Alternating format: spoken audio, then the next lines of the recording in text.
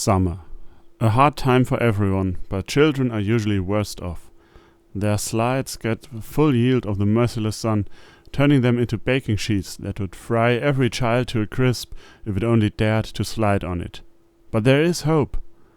This is a pretty simple design, mostly improvised from things I had on hand. It can certainly be improved upon in several places. Let's go with the flow, or rather against it. The water comes down the slide.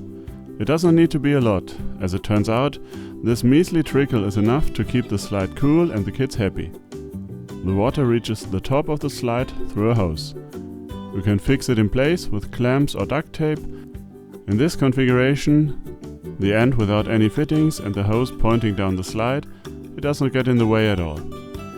That hose, this one is longer than necessary, could be somehow run underneath the slide, maybe with a sled as a rail, but this works as well.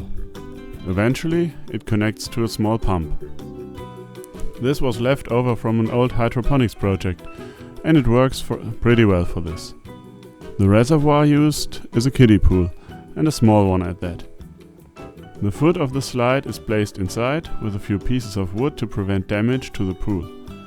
And since this is a garden, outside obviously, with sand, toys and grass, I put a makeshift filter over the pump. A piece of fly screen and a rubber band does the trick. As you can see, it pays off to clean this filter every now and then, or add something as a spacer so that it doesn't get sucked into the intake. As for power, I use an old computer power supply to power this 12-volt pump, but your mileage may vary, of course.